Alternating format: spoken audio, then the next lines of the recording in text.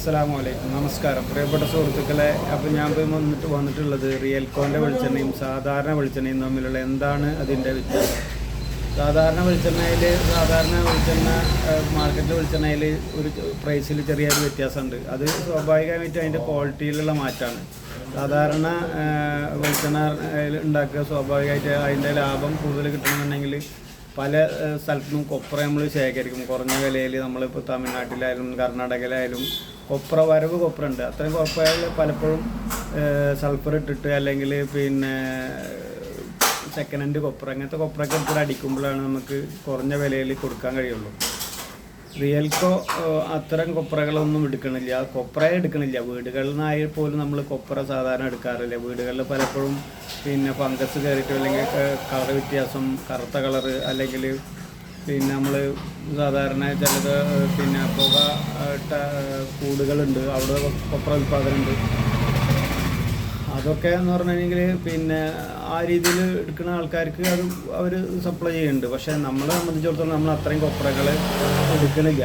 കാരണം മറ്റേതിലാണെങ്കിൽ പിന്നെ വിറക് കത്തിച്ചിട്ടാണെങ്കിൽ പലതും പഴയ കാലത്തെ കൂടുകളാണെങ്കിൽ അതിൽ പുക ഉണ്ടാവും. അപ്പോൾ അത്രയും കൊപ്രയിലാകുമ്പോൾ എന്താ വിഷയം എന്ന് വെച്ചാൽ പിന്നെ നല്ല നിലവാരമുള്ള നല്ല ക്വാളിറ്റിയുള്ള വെളിച്ചെണ്ണ ഉൽപ്പാദിപ്പിക്കാൻ കഴിയില്ല.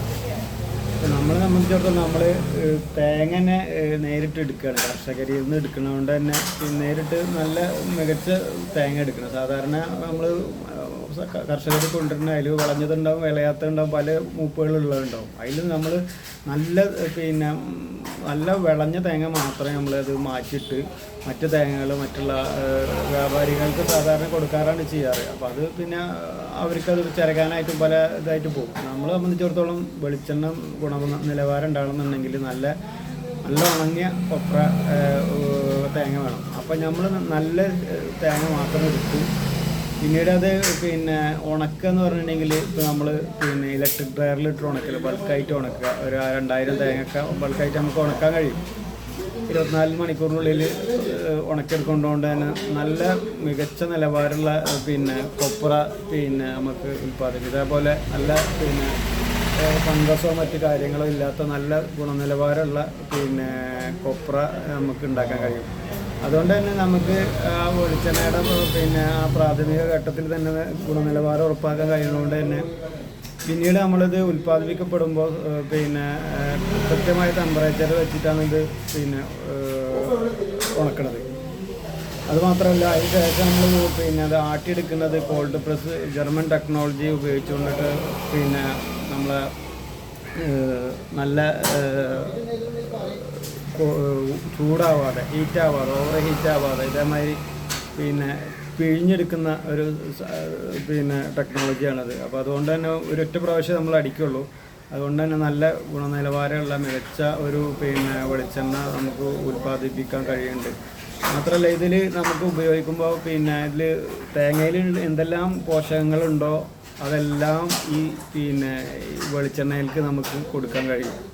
ഇതിൽ പിന്നെ വെളിച്ചെണ്ണയിൽ സാധാരണ നല്ല കൊളസ്ട്രോളും ചീത്ത കൊളസ്ട്രോളൊക്കെ ഉണ്ട്. പക്ഷെ അത് നമ്മൾ ഉൽപ്പാദിപ്പിക്കുമ്പോൾ എന്താണെന്ന് വെച്ചാൽ ഇത് ഹീറ്റാകത്തുകൊണ്ട് തന്നെ ഒരിക്കൽ പോലും ഓവർ ഹീറ്റാണില്ല. അത് കൃത്യമായ ടെമ്പറേച്ചർ വെച്ചിട്ട് ഉൽപ്പാദിപ്പിക്കുന്നത് തന്നെ പിന്നെ നല്ല കൊളസ്ട്രോൾ മാത്രമേ ഇതിലുണ്ടാവുള്ളൂ. അപ്പോൾ അത് മാത്രമല്ല തേങ്ങയിൽ എടുക്കുന്ന എന്തെല്ലാം ലോറിക് ആസിഡ് അങ്ങനത്തെ എല്ലാ പിന്നെ പോഷകങ്ങളും ഇതിൽ തേങ്ങയിലുള്ള എല്ലാ പോഷകങ്ങളും അതേപടി പിന്നെ ഈ വെളിച്ചെണ്ണയിൽ ഉണ്ടാവും. അതാണ് ഇതിൻ്റെ പ്രത്യേകത.